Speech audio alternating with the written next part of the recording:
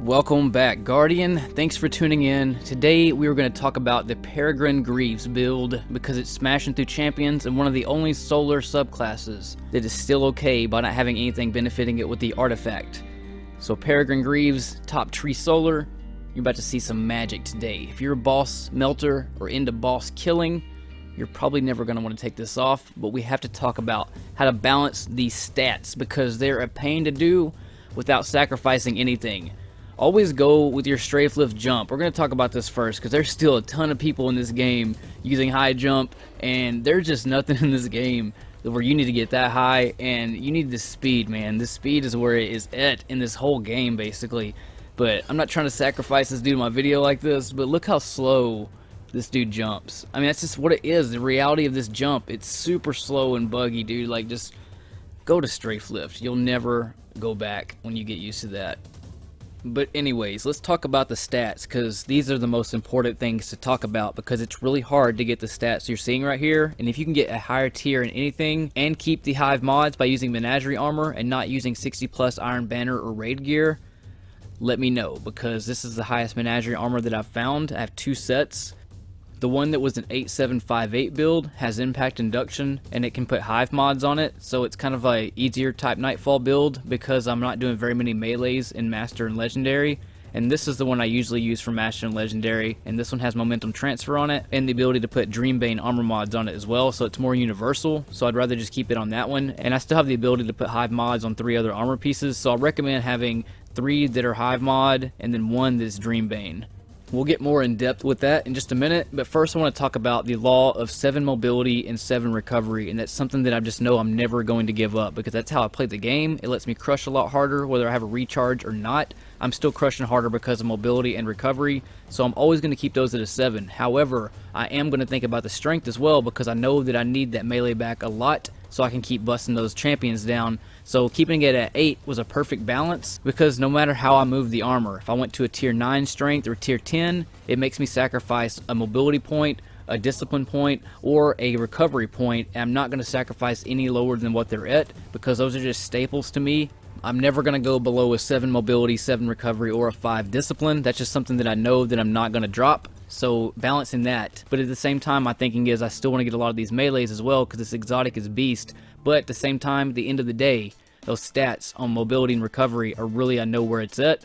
And that's what's going to keep me surviving whenever I'm not doing those melees more. So let's go on to the armor now. And I'll explain this as in depth as I can of my thinking of what I'm doing.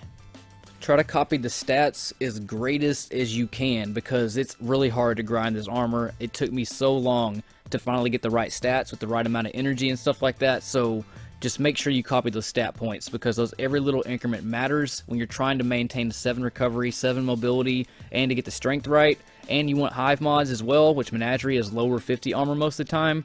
So trying to balance that is really hard, and I chose to have hive armaments on my helmet to save that energy on my chest piece in case I need mods for nightfalls and things like that. Same with the arm piece. This is Dreambane.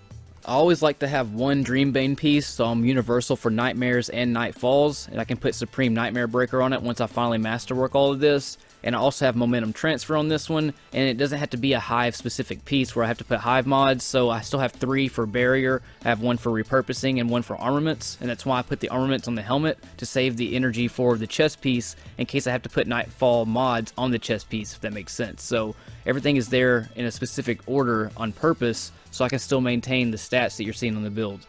This is the other piece that I'll be using if I'm not doing like a lot of harder nightfalls or doing like moon stuff or whatever.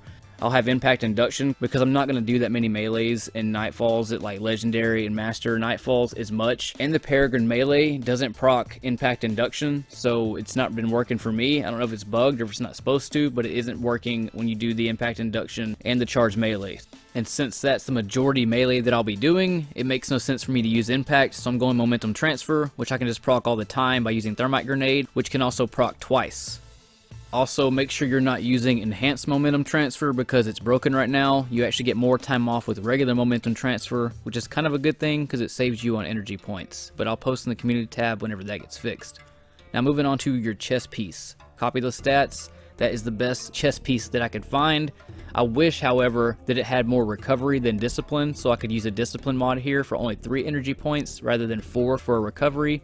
But like I said, it's important that I get that 7 mobility and recovery, but at the same time, it takes up all my playroom for other type mods. So I'm having to use just a submachine gun mod, and then if I'm using breach refractor and the ballistic combo, I have to make sure that I have somebody on my team that has the overload grenade or whatever is needed for the nightfall basically. So you have to have good communication with your team if you're trying to proc both of those, because you're not going to have anything against unstoppable champions or overload champions. Unless you're using an auto rifle, which I don't recommend doing in speed killing, or if you're using a hand cannon, and then you got to choose between an unstoppable or anti-barrier. So you're always going to be lacking one, unless you sacrifice some room on this chest piece to go with it and not use anything else like ballistic combo. If you have to use overload grenade, then you're going to have to just throw that out the window basically. But it's important because you still get those hive mods, so at least you can have hive repurposing when fighting hive and ballistic combo at the same time. But this is where Bungie pumps the brakes on this build and its capabilities with the Peregrine Greaves and the role that I have.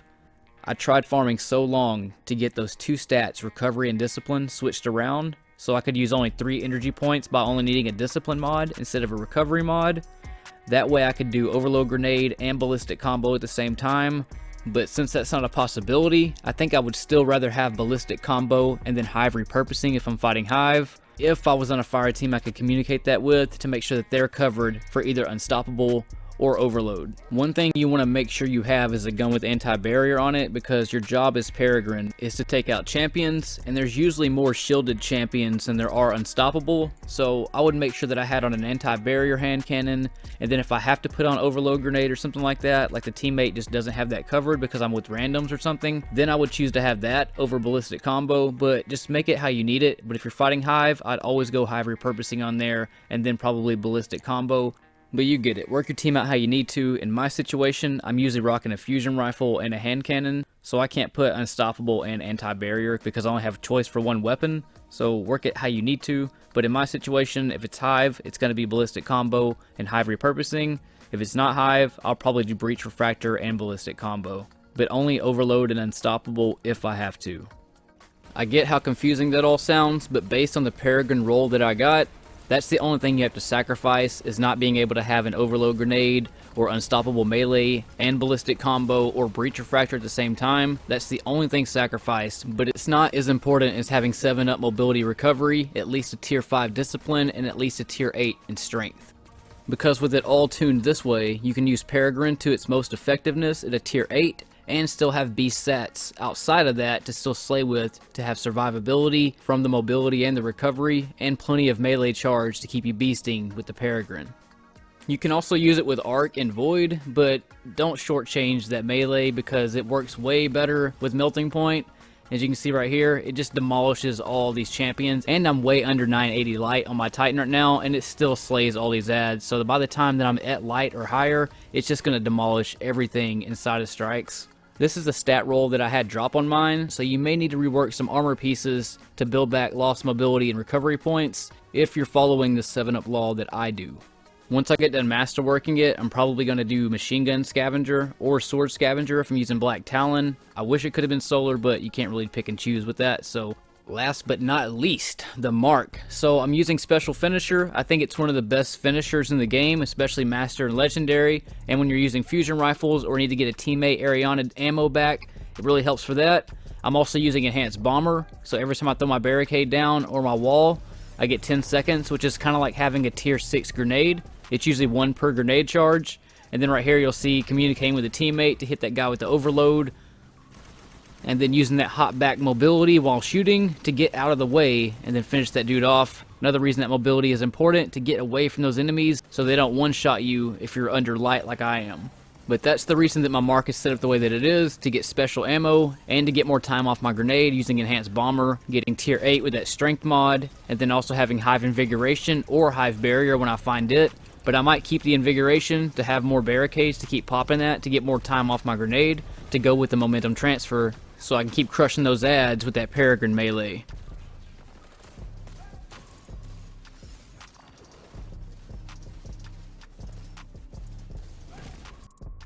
But that is how you balance that beast, not counting if you're using demolitionist weapons or anything else to help you benefit your recharge rates. You got hive mods, you got 7-up mobility recovery, which are great survival and beast perks outside the Peregrine.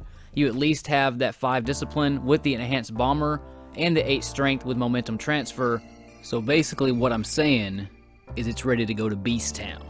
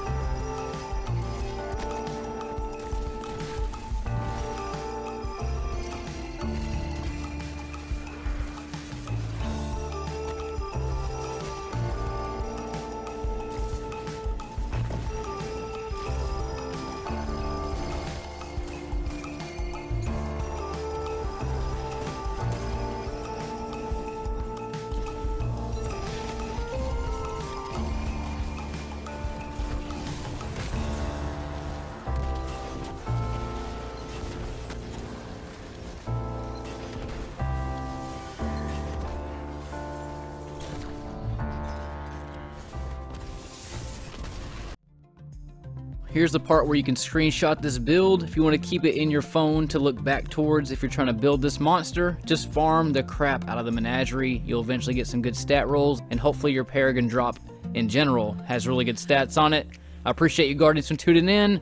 Try this build out if you're into boss melting and champion slaying. This is probably the most ultimate build to do it on if you're a Titan, when it's that boss specific target. If you want to join the B Squad or send any donations or shop at teespring.com/Ristophilis, I'd highly appreciate it. But other than that, I will see you Guardians on the next video next time. In space.